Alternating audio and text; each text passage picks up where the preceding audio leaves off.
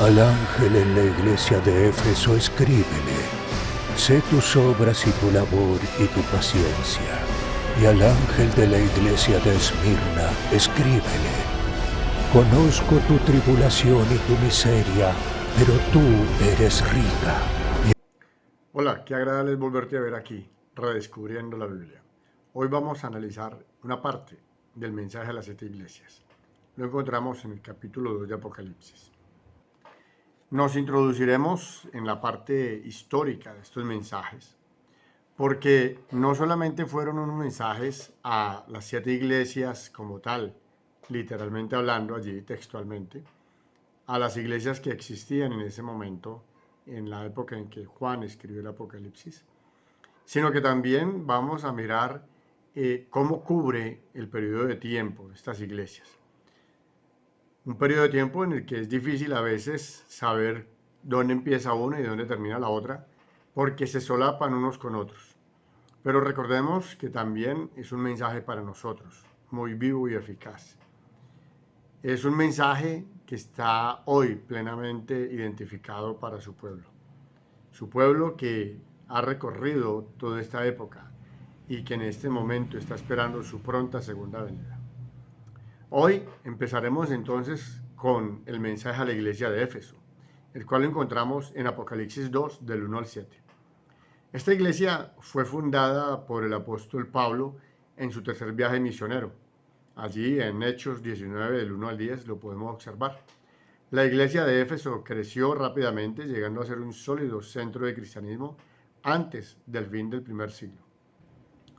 La luz de la verdad irradió desde allí a otras comunidades del Asia, bajo la vil conducción y el testimonio ferviente de los miembros locales. De allí eran oriundos Aquila y Priscila, y por supuesto Apolos, el cual lo podemos ver en Hechos 18, 19, 24 y 26. Timoteo dirigió la iglesia de Éfeso como pastor algún tiempo después de que Pablo la fundara. Ese hecho está en 1 Timoteo 1:3. Más tarde Juan asumió el liderazgo y cumplió su ministerio en medio de la persecución que Roma le envió al destierro. La leyenda cristiana nos cuenta que el apóstol Juan trajo a María a Éfeso, María la madre de Jesús, y cómo ella murió allí y fue sepultada. De acuerdo con la tradición, Juan también murió en Éfeso y fue sepultado allí mismo, donde más tarde los cristianos construyeron la Basílica de San Juan. La ciudad en la que la iglesia se afianzó y floreció, prosperó por el comercio y por el tráfico generado por su gran puerto. Su ubicación en el valle del río Caister y la red de caminos que lo conectaban con las principales ciudades del Asia y de Mesopotamia, así como la ruta comercial a la misma Roma. En los días de Juan, Éfeso llegó a ser conocida como el mercado de Asia, la puerta de entrada para los comerciantes en sus viajes de negocios. Más tarde, los cristianos pasaron por Éfeso en su viaje a la ejecución en Roma, y de allí fue denominada entonces la Puerta de los Mártires. El paganismo, con sus creencias y supersticiones en amuletos, encantamientos, con sus imágenes y templos sagrados, prosperaban en la ciudad. Es muy conocido el templo de Artemisa, o la diosa Diana de los Efesios, que la encontramos en Hechos 19, 23 al 41. Se eleva sobre la ciudad constituyendo una de las 7 maravillas del mundo antiguo y proporcionando refugio a los criminales que huían. Por causa de las centenares sacerdotisas que servían allí como prostitutas del templo, Éfeso se ganó la reputación de ser un centro de inmoralidad. Juan introduce el mensaje a las 7 iglesias con 2 descripciones de Jesús. Como en el caso de la mayoría de las 7 iglesias, la descripción se deriva de la visión introductoria de Cristo. El Señor resucitado viene a la iglesia de Éfeso sosteniendo las 7 estrellas en su mano derecha y caminando entre los 7 candeleros de oro, de acuerdo a Apocalipsis 2:1, que es donde empezamos a hablar ya acá del mensaje a las 7 iglesias. La imagen revela el interés y la actividad incansable de Cristo en favor de su iglesia como un todo. Luego sigue una descripción de la iglesia, en los versículos 2 al 4. Los miembros han trabajado mucho y han demostrado una perseverancia paciente por causa de Cristo, pero la congregación tiene sus fallas. Cristo se queja de que los miembros abandonaron su primer amor. Sin embargo, felicita a la iglesia por 3 motivos. El primero es por haber sido celosos y diligentes en su trabajo por el Señor. El segundo, porque se mantuvieron firmes en medio de la tribulación. Y tercero, fueron vigilantes y denunciaron a los impíos en su congregación. Pero en el proceso de probar a los santos y disciplinar a los culpables de herejía y apostasía, la congregación perdió las características amorosas del Evangelio, el tierno afecto mutuo que los distinguía de los paganos. Estaban en lo correcto en la parte de administrar disciplina, pero en la ausencia del amor llegaron a ser legalistas y a tener justicia propia por la forma en que la administraban. Después de su queja, Cristo da una advertencia. Recuerda, por tanto, de dónde has caído y arrepiéntete y haz las primeras obras. Apocalipsis 2:5. El consejo es triple. Primero, le dice a los cristianos que deben recordar, a nosotros que debemos recordar, el pasado a la luz del presente como para percibir su conducta. Ese recuerdo solo será posible mediante el Espíritu Santo y ellos pueden estar seguros de que el Espíritu guiará su pensamiento mientras procuren responder a la orden de Cristo. A la luz de su nueva comprensión, verán el error de su camino y se arrepentirán. Segundo, la palabra arrepentirse involucra mucho más que pensar en un problema. Tiene que ver con la acción específica del cambio. Sabemos que nos hemos arrepentido por los cambios en nuestra conducta y porque al convencernos de estar haciendo mal, nos detenemos, hacemos las correcciones necesarias y seguimos en otra dirección. Una vez que el Espíritu Santo nos convence de pecado y estamos verdaderamente arrepentidos, estaremos motivados para cambiar las cosas tan rápidamente como sea posible y nos sentiremos mal por toda demora que pueda suceder. Y tercero, finalmente, Cristo dice, haz las primeras obras.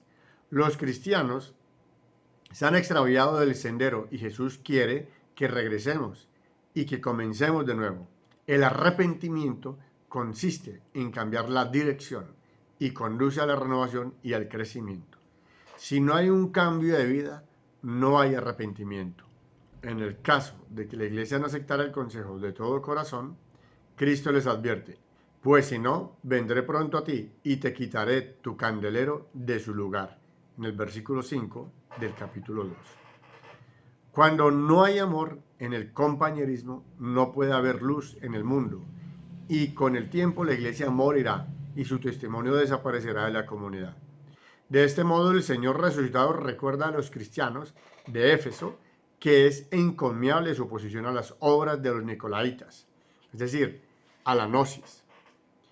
Este fue un concepto que se coló en la iglesia en el siglo I y que le ha hecho mucho daño al cristianismo durante todos estos tiempos. Lo menciona allí en el versículo 6.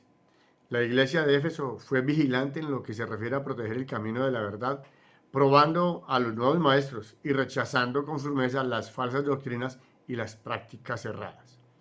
Referencia a tales enseñanzas y prácticas aparecen en los mensajes a las iglesias de Pérgamo y de Tiatira. Aquí nosotros podemos notar el amor celoso por la verdad que rehúsa tolerar el error. Dos cosas captan ahora nuestra atención. La primera, encontramos la advertencia de Cristo. El que tiene oído, oiga lo que el Espíritu dice a las iglesias. No a la iglesia, a las iglesias. En el versículo 7. La severa invitación de Cristo aparece en cada una de las cartas a las iglesias y da énfasis, enfatiza la necesidad de prestar atención al mensaje. La hora está avanzada, el fin viene pronto y los creyentes no tienen tiempo para la demora, la duda o la indiferencia. Segundo, podemos leer la promesa de la recompensa. Al que venciere le daré a comer del árbol de la vida, el cual está en medio del paraíso de Dios. Versículo 7. La recompensa de la vida eterna es para el victorioso, el que vence. Sin embargo, la victoria no se logra porque los creyentes hacen lo mejor posible o se esfuerzan por vencer al enemigo, porque esto es imposible. El apóstol Pablo nos recuerda que en todas las cosas somos más que vencedores por medio de aquel que nos amó, de acuerdo a Romanos 8:37, y que ni la tribulación o la angustia, o la persecución, o el hambre, o la desnudez, o el peligro, o la espada pueden separarnos del amor de Cristo. Versículo 35 del mismo capítulo. La única esperanza de victoria de los creyentes reside en permanecer en el amor de Cristo. Estábamos hablando del árbol de la vida, y ese árbol de la vida que menciona allí, en Apocalipsis, nos trae la imagen del árbol de la vida del paraíso de Dios, el cual se origina en el relato de Adán y Eva en el huerto del Edén. Lo que nos da poder para vencer es el conocimiento de la verdad. El conocimiento que procede de Dios es el pan de vida.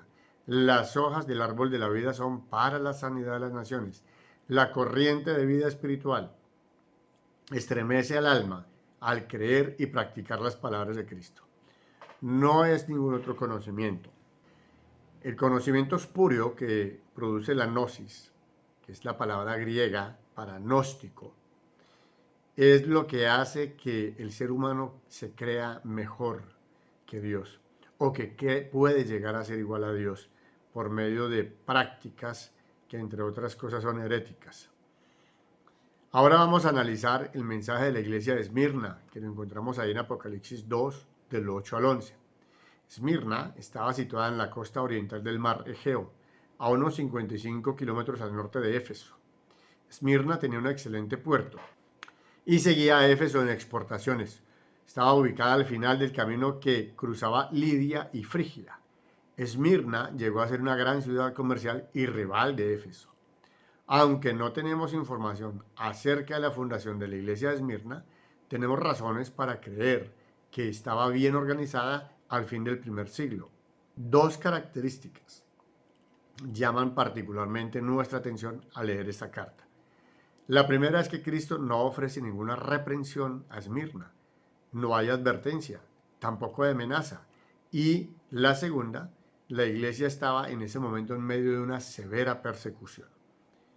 Es muy apropiado entonces que el Cristo exaltado venga a esta iglesia con la presentación del primero y el postero, el que estuvo muerto y vivió, dice esto. Versículo 8.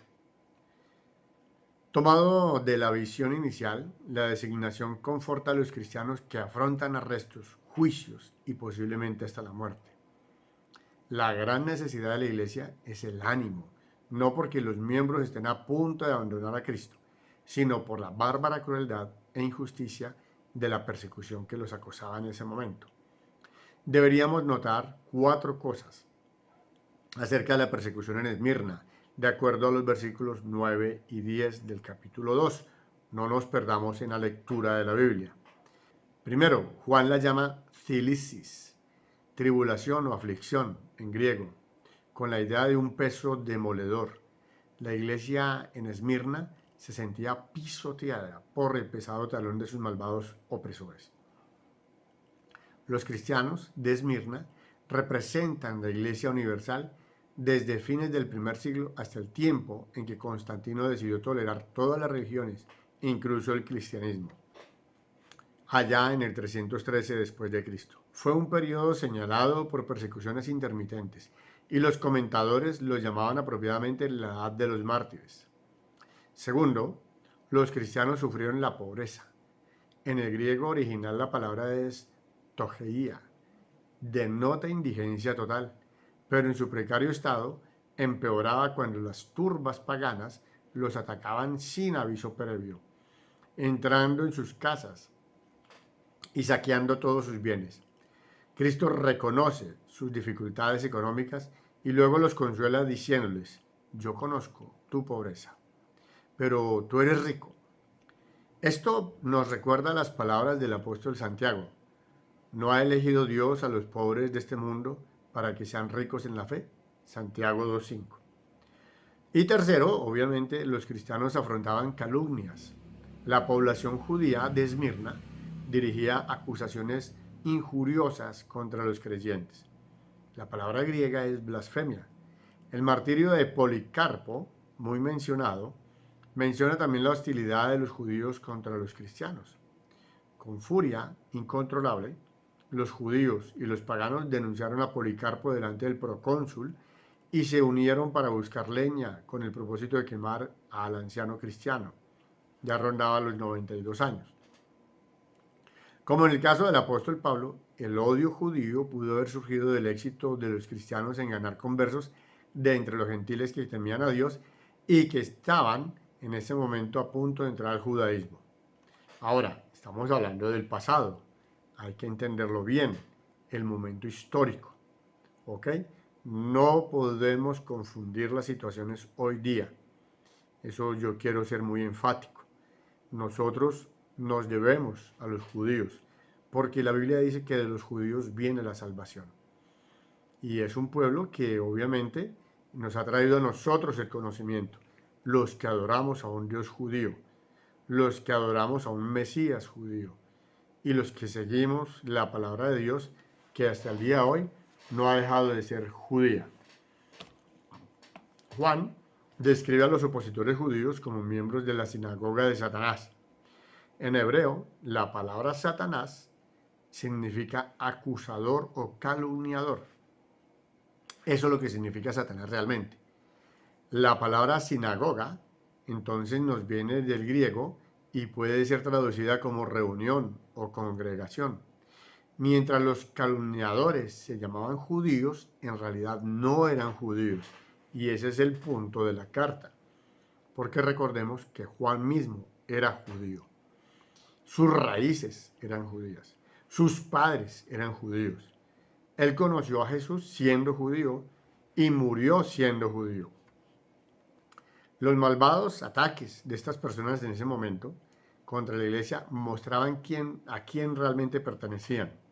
No al pueblo de Dios, sino en realidad a la congregación de Satanás. Recordemos que Jesús dijo a algunos dirigentes judíos de su tiempo, en su momento, que su padre era el diablo y no Abraham, como pretendían, porque por causa de su oposición a Cristo, inconscientemente cumplían la voluntad de Satanás. Y eso lo encontramos en San Juan 8, 31 al 47. Vuelvo y comento, porque es muy importante dejarlo en claro, en su momento histórico, en su momento de esta discusión. No olvidemos que el pueblo judío ha sido perseguido inmisericordiamente, sin necesidad, y hasta el día de hoy han sido acusados falsamente de muchas cosas. Solamente estoy comentando lo que sucedía en ese momento exacto.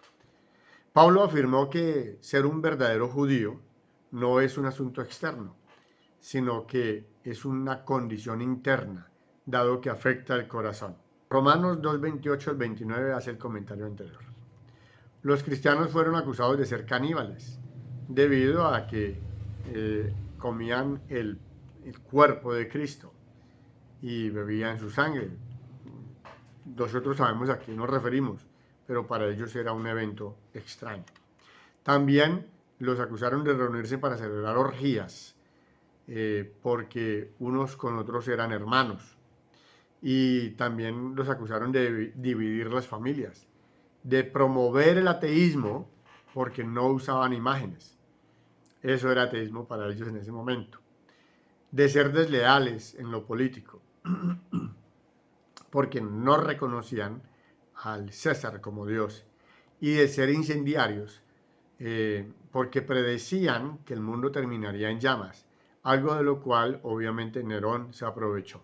En realidad era tan fuerte el antagonismo de algunos judíos contra los cristianos, que a menudo levantaban a los paganos como también a las autoridades romanas contra los creyentes, como en el caso de Esmirna.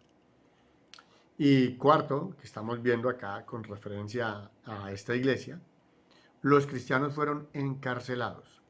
Juan habla de la tribulación que duraría 10 días. Ahí lo podemos ver. Y es bien interesante. Empezó en el año 303 con Diocleciano. No lo confundamos con Diomeciano, ¿ok? ya Diocleciano no existía. Y terminó en el 313 con Constantino. Es decir, fueron 10 años de tribulación. Es decir, Juan profetizó lo que iba a pasar hacia el futuro, hacia 300 años después. Por lo menos esa profecía se cumplió para los que piensan que el Apocalipsis no es una profecía. Les advirtió del sufrimiento inminente y les aseguró que sería breve. En la antigüedad, las cárceles solamente servían para confinar a los ofensores hasta que las autoridades decidieran cuál sería el castigo. Normalmente el castigo era el preludio de la muerte. De este modo, el Señor resucitado les extiende la promesa y la recompensa por su fidelidad. Te daré la corona de vida, dice en Apocalipsis 2:10. La palabra traducida como corona acá es estéfanos. Hay dos palabras en griego para decir corona. La primera es tiara, que es una pequeña corona que se coloca en la frente a las princesas. Y la segunda es estéfanos, que es la gran corona que conocemos en los reyes. Esa gran corona es la que implica el gozo que se produce después de la victoria. Los ganadores de los Juegos Olímpicos de la época de Pablo y de los primeros cristianos, y estos que se realizaban en su momento en la ciudad de Esmirna, recibían coronas de victoria. Era simplemente una corona hecha de olivo y se entregaba también ese estéfano al oficial de la ciudad que realizara bien el trabajo a su cargo. Era una corona que finalmente se secaba y desaparecía, pero Cristo ofrece a los creyentes el estéfanos, la corona de vida por vencer al enemigo en la batalla espiritual de la vida, por su fiel servicio a Él. La usarán en el gran banquete al final del tiempo y cuando entren a la presencia del mismo Dios. Y los dejo no sin antes caer en cuenta lo que les dije la vez pasada. La Biblia se explica sola. Lo que en un momento parece algo difícil de comprender, si revisamos el texto sagrado antes, podemos comprenderlo a la luz de la nueva luz. Y en el caso de Apocalipsis nos podemos adelantar unos capítulos para mirar qué es lo que el Señor está diciendo. Pero también con el estudio de la historia. La Biblia no se equivoca y lo que ya sucedió fue profetizado. Por tal motivo, no se equivocará en la profecía que está acá, redescubriendo la Biblia. Que el Señor los bendiga. Seguimos en contacto.